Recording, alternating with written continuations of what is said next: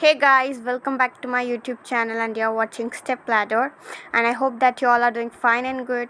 And if you're not yet subscribed to my YouTube channel, then please subscribe my channel right now so that you'll receive the amazing contents and videos from my YouTube channel that I will be uploading in it.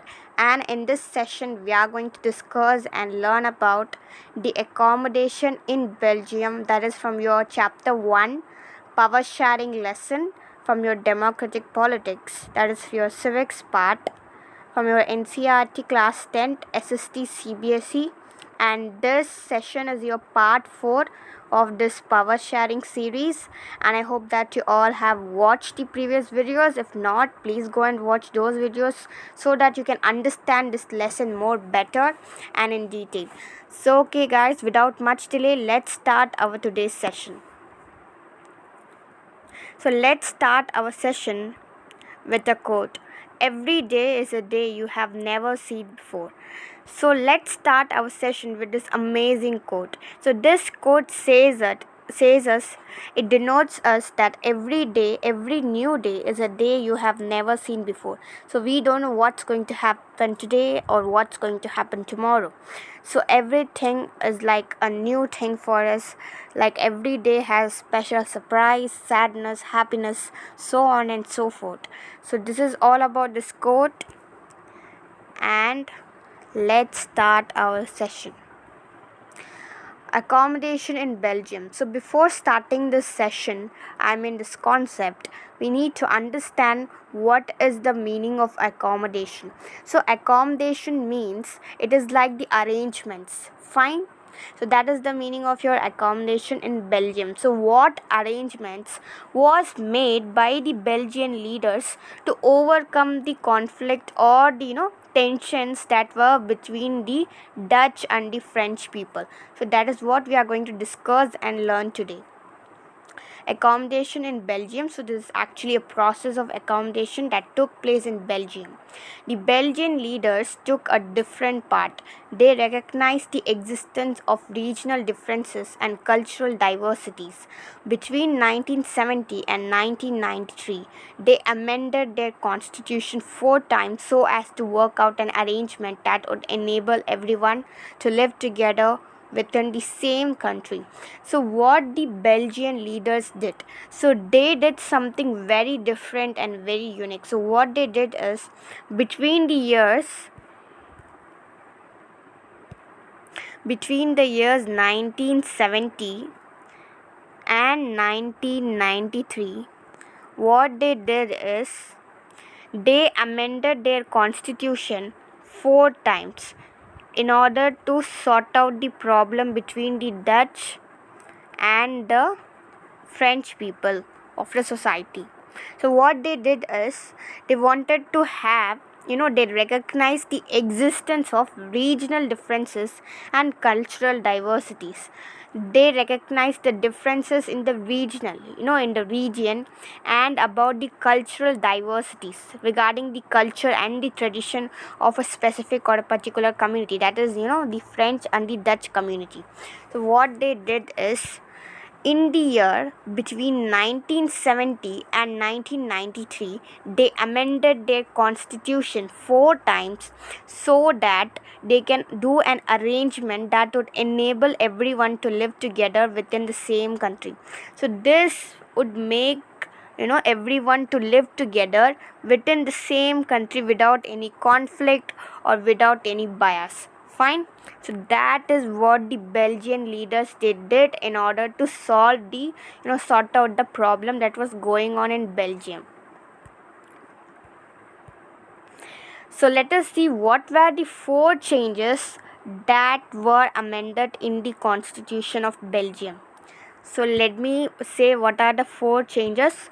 So this one is your first change in the constitution.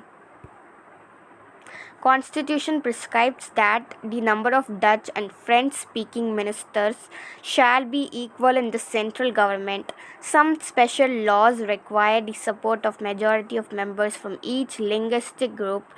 Thus, no single community can make decisions unilaterally. So what does this mean is,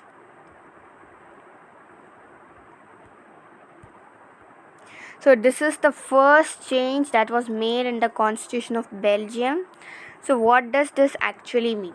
So what they did is, firstly they said that in the constitution, so the constitution prescribes that it denotes that the number of Dutch and French speaking ministers, the number of Dutch speaking and French speaking ministers shall be equal in the central government. So the ministers are there, right? So the ministers who are of both Dutch and French speaking community, they should be equal in the number in the central government. In the union government, the number of ministers who are Dutch or French speaking community people, their number should be equal. No any higher or lower for French or Dutch people. Fine. Some special laws require the support of majority of members from each linguistic group, and for this some special laws, it is needed and it's required, so that they can support the majority of members from each linguistic group. So here linguistic group means language based community, right? It's all about language based groups. Like Dutch is a language that is spoken in Netherlands, and French is spoken in France. So it is the meaning of your linguistic groups. Thus no single community can make decisions unilaterally. Fine. So if the number of ministers are equal in the number in the central level, then there will be no single community that can make decisions or that can make any changes in the society.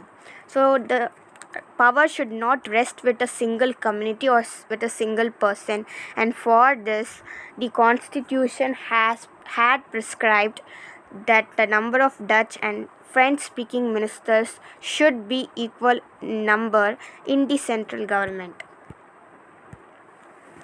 I guess until this all is clear, so let me move on with the next concept here. Many powers of the central government have been given to the state governments of the two regions of the country. The state governments are not subordinate to the central government. So the second change here is, so this is the second change, and according to the second change, many powers, so most of the powers are given to the state government from the central government, so that the state government are not subordinate to the central government. Fine. So the power has been given to the state government from the central government of the two regions of the country. So what are the two regions of the country? That is the Flemish and Wallonia, where the French and the Dutch people live. So that two regions are your where the state governments are there. Fine. So that the state governments are not subordinate to the central government. Fine. So this is your second change that took place in Belgium's constitution. Now Brussels, so this is your third change. Brussels has a separate government in which both the communities have equal representation. The French speaking people accepted equal representation in Brussels because the Dutch speaking community has accepted equal representation in the central government. So the third changes says, or it intends us that in Brussels, right? In Brussels, there was a separate government for Brussels. So in that government, two communities had the equal representation. So as I said that in Brussels there is a separate government. So as I said that Brussels had a separate government, and in that separate government both the communities had equal representation. So both the communities in the sense the Dutch community and the French community, the Dutch speaking and the French speaking community, they had the equal representation in Brussels, in the capital city of Belgium, which had a separate government for it. So the French speaking people accepted equal representation in Brussels because the Dutch speaking community has accepted equal representation in the central government. So, why did the French people accept equal representation in Brussels? So, we know that in Brussels,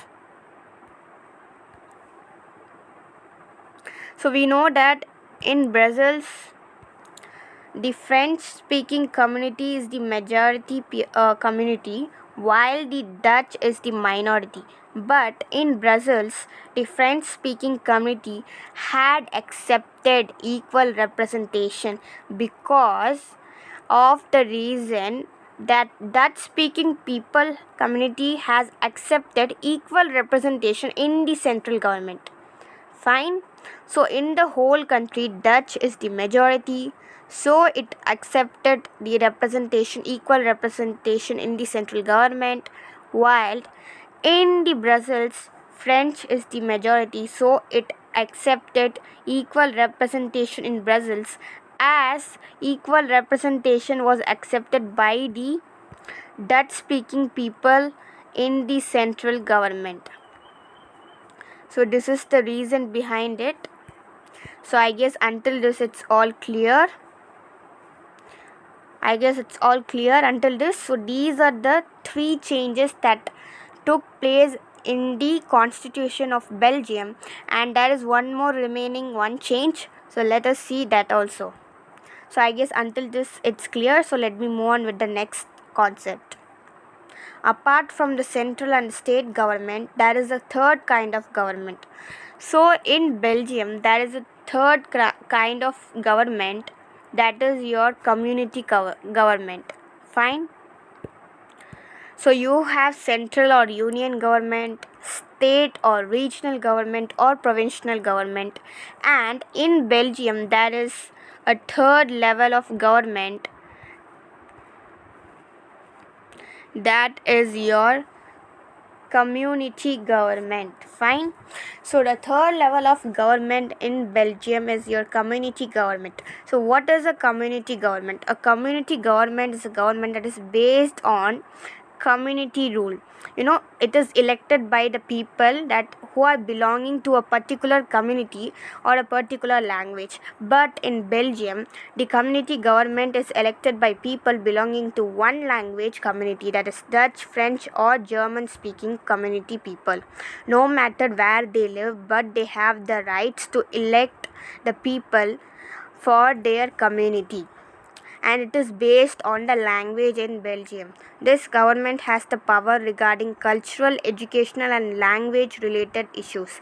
So this government can solve problems that are related with 3 issues, that is problem related with culture, problem related with education, or problem related with language.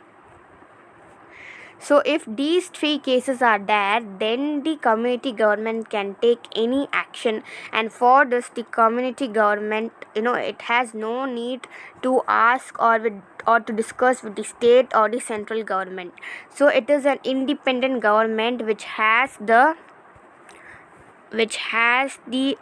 power to make decisions in the community or between the community people. Fine. So that is the community government in Belgium. So there is no need for the community government to discuss with the state or the central government, and here the state or central government cannot interpret and do anything regarding the problems that are taking place in the community. Only community government can do, it has the power to take action and sort out the problems. You might find the Belgian model very complicated. It indeed is very complicated, even for people living in Belgium, but these arrangements have worked well so far. So, though the arrangements looks very complicated, but it has worked out. So it has worked out very well so far. They helped to avoid civic strife between the 2 major communities and a possible division of the country on linguistic lines. When many countries of Europe came together to form the European Union, Brussels was chosen as its headquarters. So, though the Constitution of Belgium looks much complicated, but it has worked out very well in solving the community issues so that it can make people from not getting any conflict between the community peoples, so there won't be any conflicts or any protest in the community. So this has helped to avoid civic strife, political issues in the community between the two major communities, and this has given a possible division of the country on linguistic lines based on language. So that is your linguistic lines. And when many countries of Europe, like UK, Germany, so on and so forth, when they, those countries came together to form an European Union, Brussels was chosen as its headquarters. So for that, Brussels, which is the capital of Belgium, that was chosen as the headquarters of the European Union. So as you can see here, this is a photograph here of a street address in Belgium. You will notice that place names and directions in two language. So here in this photograph, so this is a name of a street address, and it's written in both French and Dutch language, right? And this is your European Union that is built in the Brussels, that is the capital city of Belgium. As I said that Brussels was chosen as European Union's headquarters, so they built their European Parliament in Brussels itself. Fine. So I guess until this it's clear, everything is fine. So let me move on with the next concept, and before that, remember that power sharing makes us more powerful. So when power is shared, it makes the country, or it makes the community, or it makes the social group more powerful than before. Fine. So you can even think about it. What do we learn from these two stories of Belgium and Sri Lanka? Both are democracies, yet they dealt with the question of power sharing differently. In Belgium, the leaders have realized that the unity of the country is possible only by respecting the feelings and interests of different communities and regions. Such a realization resulted in mutually acceptable arrangements for sharing power. Sri Lanka shows us a contrasting example. It shows us that if a majority community wants to force its dominance over others and refuses to share power, it can undermine the unity of the country. So what do we actually learn is, so in this chapter we have discussed about two countries, that is Belgium and Sri Lanka. So according to me, Belgium is it has did a good job in power sharing. So in Belgium, the Belgian leaders, they have realized that only if the people are united together, then only we can there will be no conflict or any war between the people itself and the community. So for this, what the leaders did, they have realized that the unity of the country is possible by respecting the feelings and interests of different communities and regions. So what they did is they respected the feelings and interests of different communities and regions in their country, such a realization. So they realized, and this realization resulted in a mutually acceptable arrangements for power sharing. So hence power sharing, so the power shared here is it is equal and it's correct. while in Sri Lanka it is like, it's a controversy when comparing with Belgium. So in Sri Lanka it shows as a contrasting example. It shows that if a majority community wants to force its dominance over others, so if a majority community wants to rule over other community people, and it wants to dominate other citizens of the country by refusing to share power equally among others, then there will be no unity in the country, and there will be no unity among the citizens of the country. So this is what actually we learn from both the sides, from Belgium as well as from Sri Lanka. So that's it for today. Guys. I hope that you all understood the session very well. And I have 2 questions for you as the homework. So you can solve these 2 questions and post it in the comment section. I will check all your answers and try to revert them all back. And guys, these are the 2 questions that I am giving you all as homework. That is, how many times Belgium constitution was changed? What were the 4 changes in Belgium's constitution? So these 2 are very simple and easy questions, so you can just work it out and solve and post the answer in the comment section. I'll check all your answers and try to revert them back. I hope that this video was very helpful and informative to you. If so, please like the video, share with your friends, and please comment in the comment section if you have any doubts regarding this video. I'll try to clarify all your doubts and I'll try to revert them all back. And if you want to suggest something, please suggest it in the comment section. I'll see all your suggestions and opinions, and I'll try to revert them all back, and I'll try to see all your comments as well. And please do not forget to hit the bell icon to get all kinds of notification from my channel that I will be uploading in my YouTube channel. And please do not forget to subscribe my channel, because your subscription means a lot to me. And please subscribe my channel for more videos and notifications.